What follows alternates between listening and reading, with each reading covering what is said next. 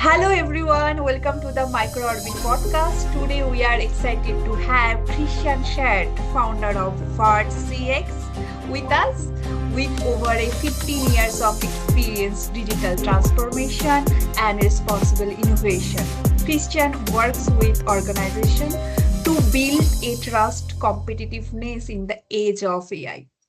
In today's discussion, we'll explore AI adoption challenges and failure in practice, along with ethical AI and why trust is becoming a key competitive advantage in the real world implementation. Christian, thank you so much for joining us today. And to start, could you please briefly introduce yourself? Then we'll dive deeper into the discussion. Thank you, Mumita. Thanks for having me as well. And great job pronouncing my last name. Difficult German and last name to pronounce. I keep complaining to my parents, but they won't change it. So yeah, thanks for having me. I'm really looking forward to having this conversation. I think we're all excited about what AI brings and all the different things that are happening right now. But we can also see the struggles. There are a lot of fears in the market as well. So I've been working with a lot of large global IT consulting companies over the last 16, 18 years and working on my own company before that as well. Always in the way how brands engage with the customer, and now how does AI change that game, right? And I think we see a lot of technology advancement and a lot of, but also anxieties, excitement, potential, and all that buzz is really exciting. So I decided last year to build my own consulting company, focusing specifically around how AI shapes the way that brands engage with other people, customers, partners, stakeholders, employees, etc. Okay, many companies are investing heavily in AI nowadays, so yet struggle to translate that into the real business impact. Why, do you see things breaking down in practice? So you're right, I agree with you. So I think we've seen all of this investment that is happening in AI. I was working with a trade show, and we were searching about companies who are doing something with AI, and sort of the entire list of companies participating in the trade shows are working with AI. So AI really is everywhere. So, but with all of this investment and all of this technology advancements, we can see that still a lot of companies are really struggling to scale it. So we can see some of the pilots working. But so if we look at this Gartner hype cycle, you remember that. So we're still a little bit in this valley of disillusionment, I think it's called. So really transitioning from this potential into actual value, I think this is where a lot of companies struggle right now, at least with this is what I'm seeing in my business. Okay. Like a lot of leaders assume this is mainly a technical challenges, like from our experience, by your experience. So is that really where things go wrong and something else it's play? Means, what do you think? Well, first of all, I think we have already spoken about the technical advancements that have happened in AI as well. And the technical barriers in implementing AI are still real. So I'm not denying that. So we have legacy systems, we have fragmented data, a lot of technical debt in all of the applications. But you can see even systems that are built really well still struggle in creating the adoption and creating the value that they want to generate with the AI solutions. So what people see, my view is that people focus too strongly, too much on the technology side of developing a system, and little less on the people side and the relationship side of how these systems are built. So with Verge, what we see is that it's really this intersection of technical capabilities and trust that is built in these systems as well. Like if technology is not is the core issue, what actually driving to the gap between the AI adoption and real uses? Means how, means like people think like So, I mean, in my view, the key is that for sure, there's one part is how well are these systems built? There's a technology and a skill and an engineering question for sure. But it's also a question how these AI systems and capabilities are perceived. So, and we can see very small seeming system implementations.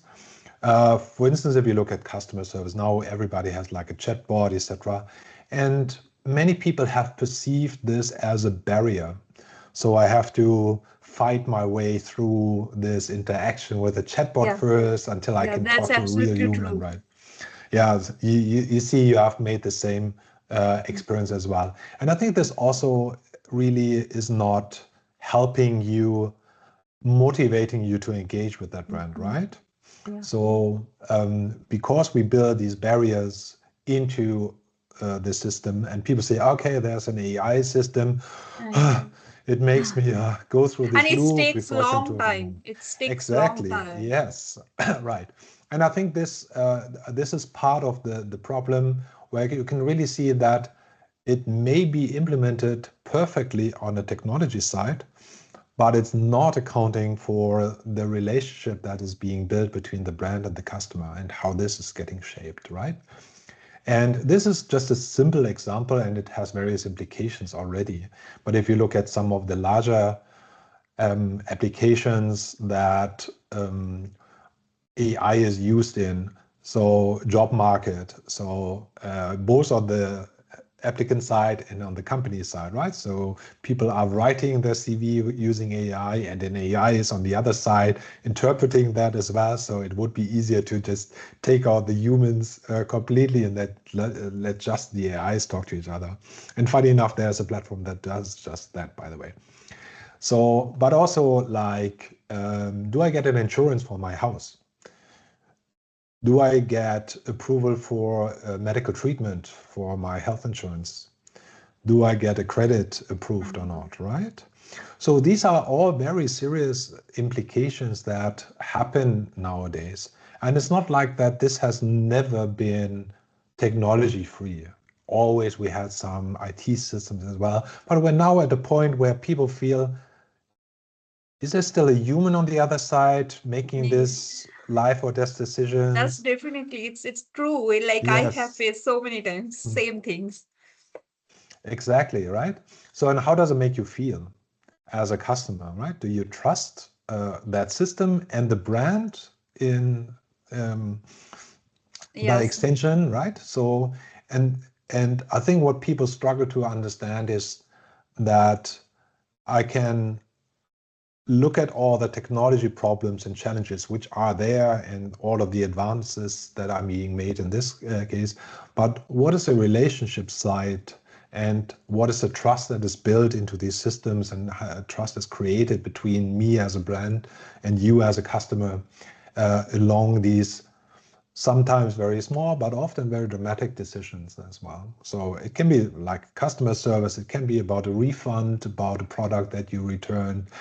So there are a lot of these small decisions that are being made by AI to really large decisions being made by AI, which impact everybody. And how this is really getting designed is really the challenge in my view. Yeah, like who needs to trust this AI system for them to truly work, and what does that trust most often break down? Like you said, right? Regarding the chatbot, and like we are like sometimes we want to buy the health insurance, it's every time replying like AI replying we are getting, and we are frustrated. Okay, it takes lots of time, we have a work, another work, we need to go, so that type of things. Yeah, absolutely. So I think broadly you can look at what are the internal stakeholders that you have, and mainly I think these would be your employees that would be working on this. And what you can see in the news also is company X is reducing their customer service team by thousands of people, but the platform that they're building would need these people to train the AI system to do a good job, right? So what is going to be the motivation of these teams? Not really high, I suppose. And we already talked about external stakeholders, a customer, obviously. So if, let's stick with the customer service example, if my perception is that this is just trying to keep me away from a human and just get rid of me as fast as possible, then I will not be motivated to use the system, and these are some implications. But there are other stakeholders as well. Often you work with partners. There are other people within the value chain that are important. So really looking at what is the system that I'm building and what are the implications that these will have on my internal and external stakeholders. I think this is really important. Okay, so as I have another things I want to know from you, like your keynote focuses on ethical AI. So, but you constantly emphasize trust. How do these two connect in the real world scenarios? Yeah, I think this is a good point. And we were talking about trust as really a interpretation or perception of the users of the AIs. And just one point that is important in this context, in my view, is that this has nothing to do with the factual accuracy of a system. So there have been studies which have been analyzing how the statement is communicating has an effect on whether I trust the statement or not. So, and if you transfer this to AI, this becomes the same question. So, when we talk about trust, this really has nothing primarily to do with how accurate or factually correct my process is, but how it's getting perceived. And we humans build trust based on the behavior that we experience. And this is nothing but ethics, right? So, I mean, I studied philosophy in university. So this is really, so how should I behave? So, and ethical AI hence is a mechanism. So, and it defines how decisions are being made, how they are explained, and how governance works. So, and talking about philosophy, but this is not a philosophy exercise. It's a real operational principle, how you design your systems. If you design it with this, how does it shape my relationship in mind? And that's nothing but ethical thinking. So if at the end of the day, if you cannot explain a decision that's being made by such a system, right, you cannot defend it. And if you can defend it, then you will lose trust.